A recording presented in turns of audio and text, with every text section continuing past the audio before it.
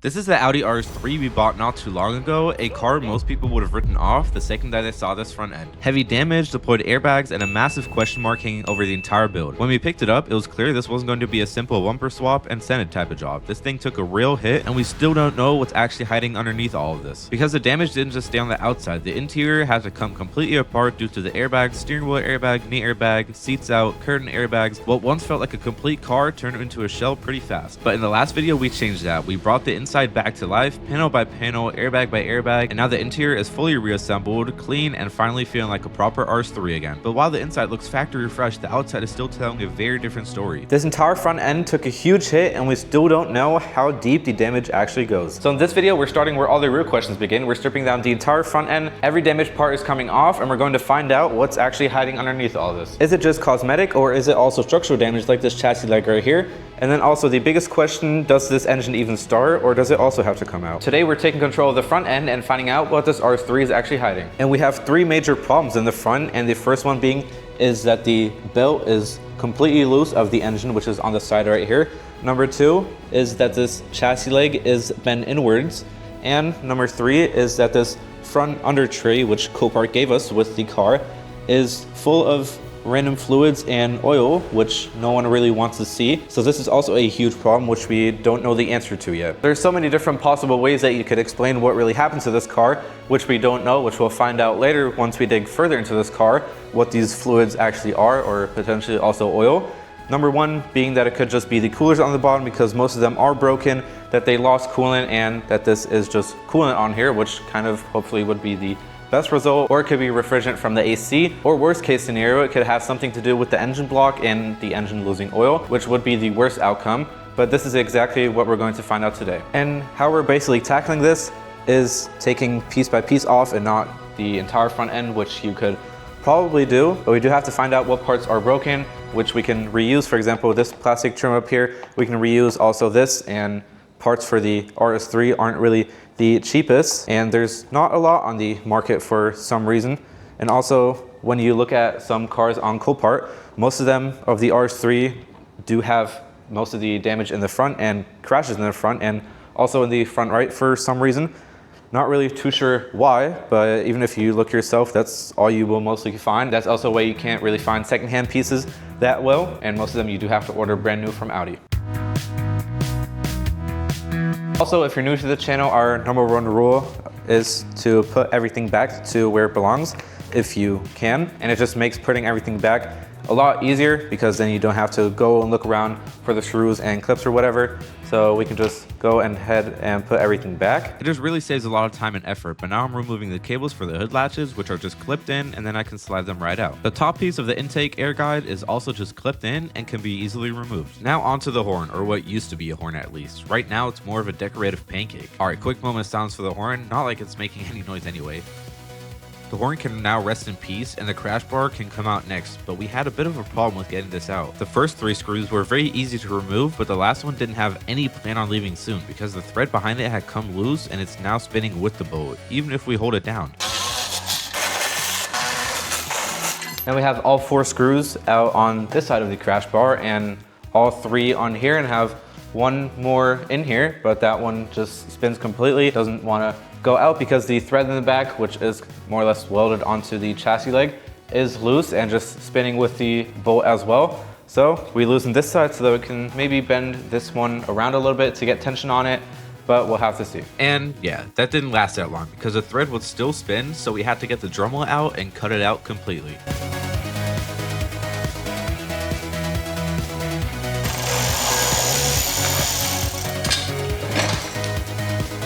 And that right there is now the crash bar finally removed. As you saw, we had to cut through it. Now still have that bolt in there. Need to see how we get that one out.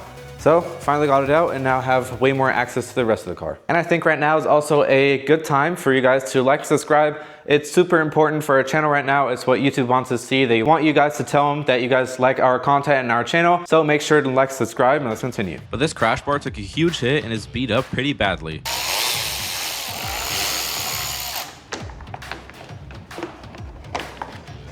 Now we also have this centerpiece out, which is pretty bent, but maybe if we heat it up and just let it rest it will be back to normal, because besides that, nothing's wrong with it. Now we're gonna get to the plumbing and start by disconnecting all the hoses. Now we're gonna do the AC lines. There's one on the top and one on the bottom. There shouldn't be any pressure on them because the AC condenser and everything is not tight anymore and is broken, but we're still gonna be careful about it and go slowly with it in case there is any pressure on it. So we're gonna release those.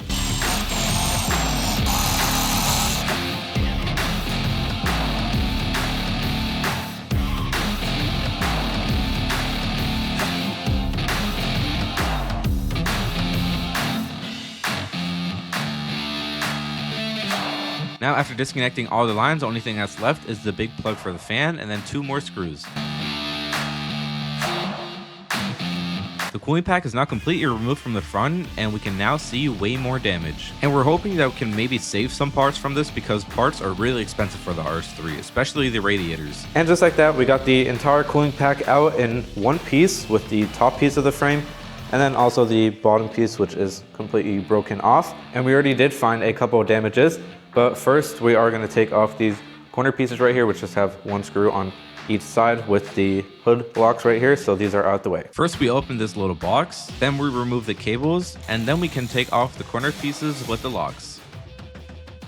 We can now see a lot more on what this car is hiding, which we wouldn't have really seen before with the entire front on. And yeah, there's a lot of things around here. First off, what we saw first is the alternator right here has some damage all around this casing, this plastic piece right here, and then also just the entire alternator. So we're gonna need a new one for this. Then down here on the AC compressor, these 2 lines that go in and out are completely bent and have holes in there. So that's also why we didn't have any pressure on here on the entire AC lines. But we don't need a new compressor, we just need new lines, which just get screwed onto here. We saw this before we even took the entire thing off. We saw this when the car was on the trailer, and we're kind of worried that we need a new compressor, but we can switch these lines out. We would have to switch this left one out anyways, because this bottom line is completely squished up right here. And then we also now finally found out where that oil came from the under tray. And it's right here. This is the oil filter, the housing and everything, and also the cooler.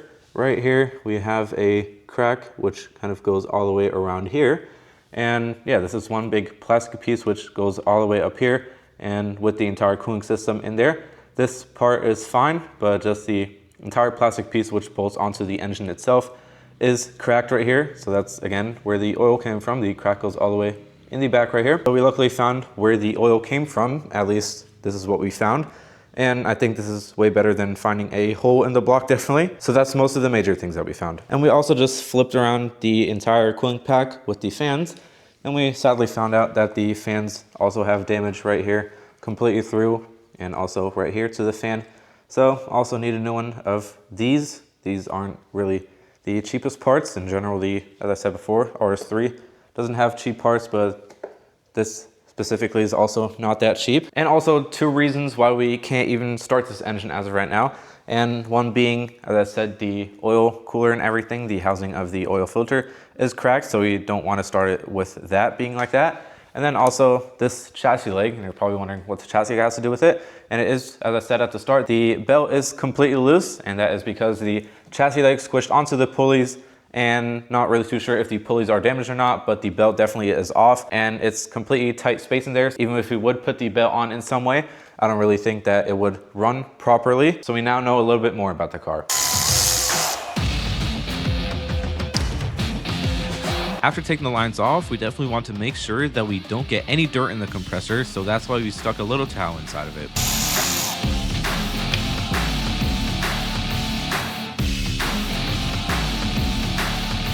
Since the chassis leg is pushed over so far, we can't even fit this small line through it, so we have to cut it, which doesn't really matter because it obviously is damaged already.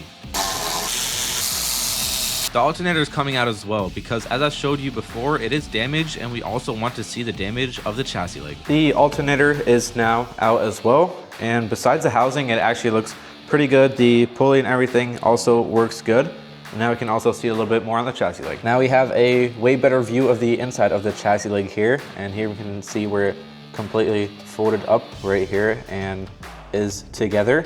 And it looks pretty bad looking at it like this, but another positive is that we kind of think and hope right now that it is only bent right here where we can see it, and everything behind it is completely fine, because we can see the exact same thing on the outside of the chassis leg. Everything up to here is completely normal. We checked it with the other side. The other side is also straight. It is a little bit towards the left side as far as we can see right now, and also that end plate, this little piece right here is a little bit bent on the corners, but luckily that one isn't as bad as this one.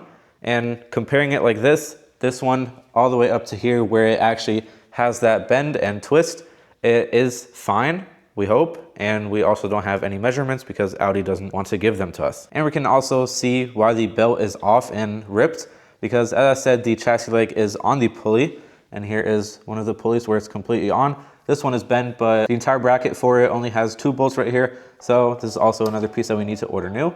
So we can just take the belt off because it doesn't serve any purpose as of right now.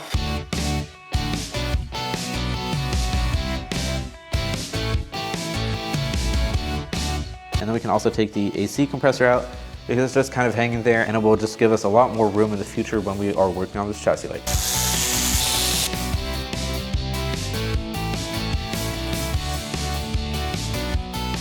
Now we have a lot more room down here, and next up is going to be this AC line, which goes into the car. But yeah, this is the one from the AC condenser down here, which has that crack down there. So we're probably going to need a new one. And it's not just that, it's also right here, because a lot of these lines are aluminum or metal, such as also this one. And since this side got hit and pushed backwards, a lot of these are kind of just smushed together. They still work, but they are just shortened. And since we have to get this one new anyways, we're going to take it out. Stuff like this, where they're small and also zigzag, they get pushed together easily, but same thing out, you can just pull them out easily again. But you have to make sure that you don't bend them too much so that they don't crack. So now we're gonna get this one out. And I don't know why, but getting these hoses off is a huge pain, because first you have to pull back the clip, and if that already isn't hard enough, getting the hose off seems easy, but on Audis, they're really on there. The cooling tank can also be removed now, so we can access those AC lines. Luckily, the cooling tank is still in perfect condition and works perfectly fine, I hope.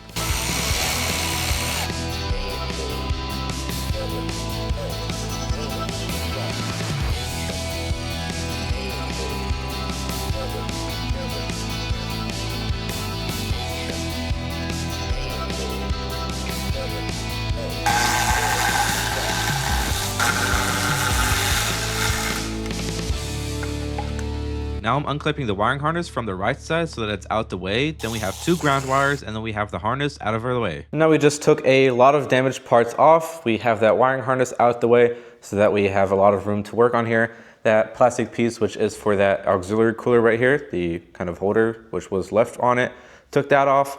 And yeah, now we have that pulley, which I showed you earlier, which is completely bent. This bracket right here and everything we can order new, but to order it new and also to make room right here, we're going to take it out. And to take it out, we need to take this one off, which is right beside it, which still rolls fine, has 1 bolt, and then we should be able to take this one out.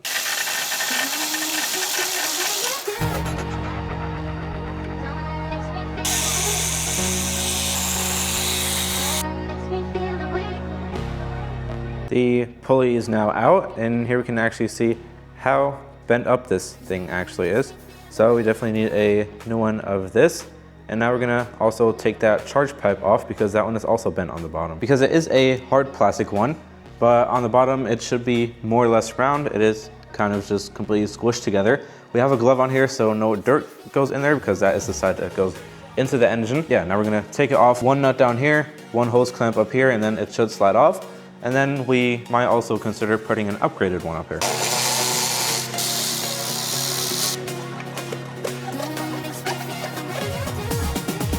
That is the old one off, and here we can see this is definitely not supposed to be like that. It should be more round than that. And yeah, this is a hard plastic one, so as I said, might get an upgraded one. And then we can't forget to put the glove back on to protect it from any dirt or debris.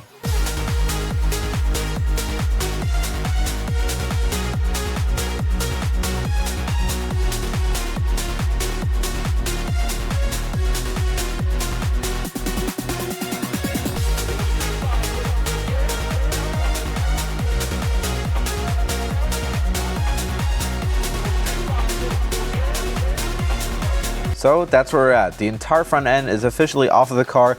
crash bar, radiators, everything. And it's honestly one of those moments where it looks better and worse at the same time. Better because we now know what we're dealing with and there's no hidden damage anymore, at least we hope. But also worse because now that everything is off, we actually realize how hard this thing got hit. We found a lot of damages that were expected and then also some that we didn't really expect at all. The good news is parts are already on the way, we didn't waste any time, so the rebuild is officially moving forward instead of just coming apart. But one of the biggest questions still stands, and that is, does this engine actually run?